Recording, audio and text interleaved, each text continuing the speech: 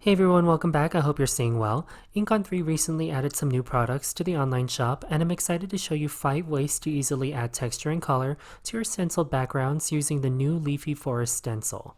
If you're new to papercraft stencils, these thin stencils resist wet mediums and mask paper. They allow whatever preferred wet medium to transfer only to the exposed areas of the stencil, which is the leaf cluster background. With this background stencil in particular, you can continue the pattern to cover a full letter-sized sheet or 12 by 12 piece of cardstock since the pattern is continuous. For this video, I'll show you a few background ideas that use your already loved Ink on 3 mediums, as well as a few other brands, and then I'll show you how I made these backgrounds into quick and easy cards. So first, I'm showing you the easiest and most basic way to apply color to stencils. I have a piece of 4 1/4 by 5 1/2 white cardstock taped to my glass media mat. Then I'll take my stencil and overlay it on the white cardstock, making sure I have full coverage. I use washi tape to hold down the stencil, and no need for anything fancy. In fact, I get the really cheap stuff so that I can remove it easily from my cardstock without adhesive residue or tearing my paper. But anyway, I'll grab Ink on 3 Atelier Fusion inks and do some ink blending.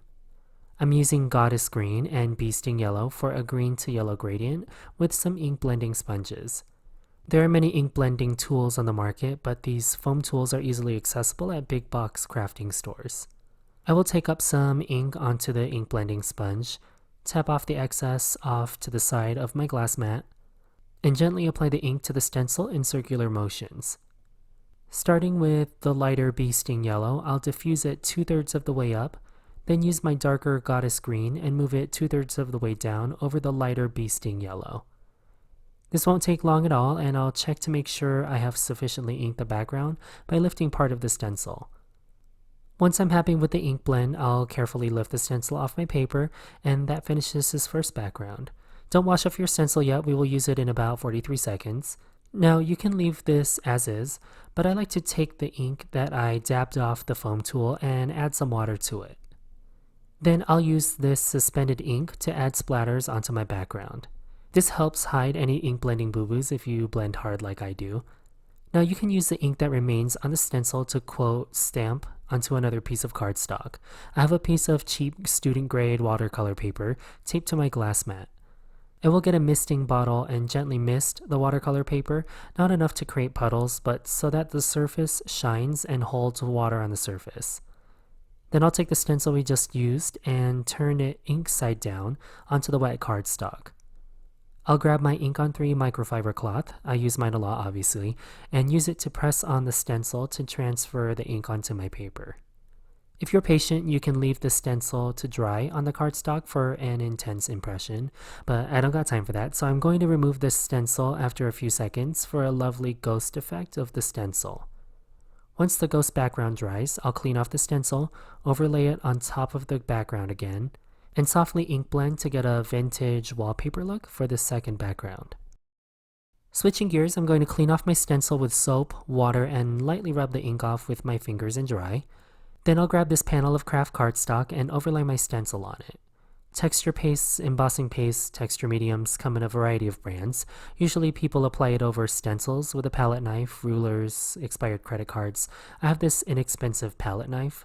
You can apply this embossing paste as is over your stencil, but what I'll do is add 2 dollops onto my glass mat, and then grab the Twiggy Brown and Goddess Green Atelier watercolor refills. After vigorously shaking both bottles, I'll add a drop and a half to each portion of embossing paste. I'll mix the color with the texture paste, mixing the lightest color first and then the darkest so I don't have to clean the knife in between. Once I have a uniform color, I'll pick up a workable portion and scrape the paste onto the open spaces of the stencil.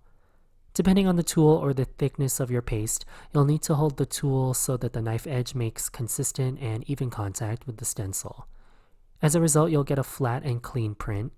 Where Twiggy Brown and Goddess Green meet, I'll diffuse the embossing paste by going over these edges with the knife until I get an even transition.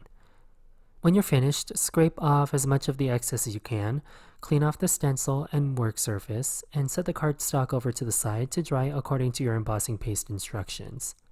Keep in mind that adding liquid to your embossing paste does extend the drying time a little bit. Similar to the embossing paste, there are other glaze mediums on the market. You can use additives, but in this case, this glaze has opalescent glitter mixed into it and dries clear. What I'm going to do is amp it up by mixing in some bee sting yellow into the glaze so that I get a glittery yellow leaf panel. I'll mix 2 different concentrations of this glaze, so that means I added 1 drop of bee sting yellow to the glaze and used it on the top half of the stencil. Then I'll scoop out more glaze and add 2 drops of bee sting yellow to get more intense yellow. So now I have a yellow gradient that is really glimmery. I'll remove and clean the stencil, then set this panel to dry as well. The next panel is sort of the same as the embossing paste and glitter glaze as far as application. This time I'm grabbing a panel of vellum. This is nothing luxurious, I get the cheap kind. Then I'll apply this iCraft Deco Foil Transfer Gel to the vellum using the Leafy Forest Stencil.